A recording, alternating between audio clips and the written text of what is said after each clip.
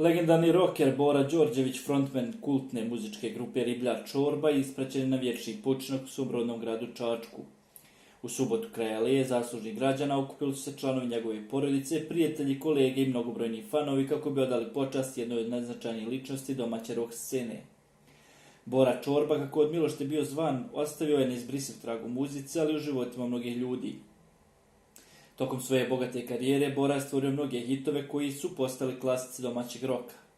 Njegov život bio je ispunjen ne samo muzičkim uspjesima, već i brojnim životnim turbulencijama. Mnogima je poznato da se ženio 3 puta, a svaki od tih brakova nosio specifičnu priču. Njegov prvi brak sa Draganom Đorđević bio je posebno zapažen u javnosti, a iz tog braka Bora ima sina Borisa.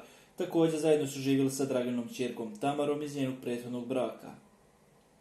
Iako su se sporazumno razveli 2007. godine, Bora je pokazao svoje poštovanje prema bivšoj supruzi tako što je ostavio stan u kojem su živjeli. Ovaj gest svjedoči njegove velikodušnosti i poštovanju koje je gajio prema ženama sa kojima je dijelio dio svog života.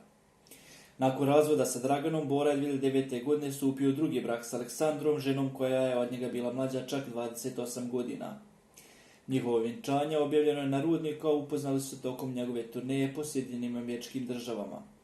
Međutim, ovaj brak je trajao svega 4 godine. Treći put Bora je sreću pronašao pored Dubravke Milatović, žene koja je također bila znatno mlađa od njega. Iako je razlika u godinama bila velika, Bora je u intervjuima naglašavao da je Dubravka njegova posljednja ljubav, čime je nagovijestio da je konačno pronašao mir i stabilnost u ljubavi. Bora Đorđević, osim bogatog muzičkog nasljeđa, iza sebe ostavi pitanje o raspodjeli svog imetka. Mnogi se pitaju ko će naslijediti njegovu imovinu, kako pokretnu, tako i nepokretnu. Pored toga, Bora je bio poznat po svojoj velikodušnosti i ljubavi prema životinjama. Kao član društva za zaštitu životinja, pred kraj života je napravio veliku donaciju ovom društvu, čime je još jednom pokazao koliko mu je stalo do očuvanja prirode i dobrobiti životinja.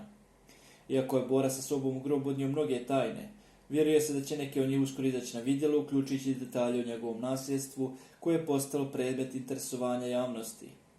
Odlaskom Bore Čorbe domaća muzička scena ostala je bez jednog od njenih nevažnijih stubova, ali će njegova muzika i nasljeđe nastaviti da žive kroz generacije koje dolaze.